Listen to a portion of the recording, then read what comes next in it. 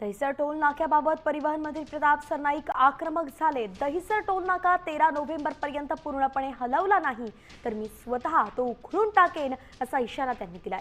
Toll नाक्याबाबत सरकार MSRTCची परवानगी असताना सुद्धा ठेकेदार का ऐकत नाहीयेत असा प्रश्न त्यांनी उपस्थित केलाय।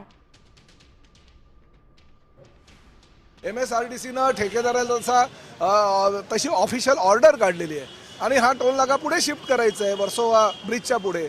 असं असताना जर टोल नाकाचा ठेकेदार स्वतःच्या आर्थिक फायद्यासाठी जर हा टोल नाका हटवत नसेल तर त्याच्यावर कायदेशीर कारवाई करणं गरजेचं आहे। आणि आज त्यांनी 8 तारीख दिली होती की 8 तारखेपर्यंत पूर्ण खाली होईल। आता त्यांनी 4 दिवसाची मुदत मागितली आहे। 13 तारखेपर्यंत आम्ही त्यांना मुदत देतोय, परंतु 13 तारखेपर्यंत जर हा टोल नाका शिफ्ट झाला नाही तर नाईलाजानं आम्हाला हा टोल नाका उघडून टाकावा लागेल, कारण मी राज्याचा मंत्री नंतर आहे आणि शिवसैनिक आहे। दरम्यान दहिसर टोल नाक्यावरून आढावा घेतलाय आमच्या प्रतिनिधी वैदेही काणेकर यांनी। पाहूयात। दहिसरच्या टोल नाक्यावर आपण बघतोय की हा टोल नाका गेल्या काही दिवसांपासून या ठिकाणून हलवण्यात येणार आहे असं सांगण्यात येत होतं, मात्र अद्यापही हा टोल नाका हलवण्यात आलेला नाहीये। 8 तारखेची डेडलाईन होती, मात्र ही डेडलाईन आज या ठिकाणी जी आहे ती झालेली बघायला मिळत आहे। मात्र तरी देखील टोल नाका पूर्णपणे हलवण्यात आलेला नाहीये। हा टोल नाका या ठिकाणून हलवून अगदी पुढच्या दिशेला दहिसरच्या पुढे त्या ठिकाणी हलवण्यात येणार असल्याचं सांगण्यात आलं होतं, मात्र अद्यापही हा टोल नाका डेडलाईन होऊनही हलवण्यात आलेला नाहीये।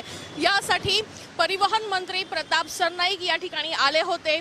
त्यांनी आणखीन एक नवीन डेडलाईन दिलेली आहे। जर 13 नोव्हेंबरपर्यंत हा टोल नाका पूर्णपणे या ठिकाणून हलवण्यात आला नाही तर या ठिकाणी स्वतः या टोल नाक्यावर उतरून शिवसैनिक स्टाईलने उखडून टाकू अशा संदर्भात इशारा स्वतः मंत्री प्रताप सरनाईक यांनी या ठिकाणी येऊन दिलेला बघायला मिळतोय। कॅमेरापर्सन रोहित वैदेही काणेकर, साम टीव्ही न्यूज, मुंबई। देश विदेशातील प्रत्येक घडामोडींचे लाईव्ह अपडेट मिळवण्यासाठी आता साम टीव्हीच्या सर्व सोशल मीडिया प्लॅटफॉर्मला लाईक, फॉलो आणि सबस्क्राईब करा।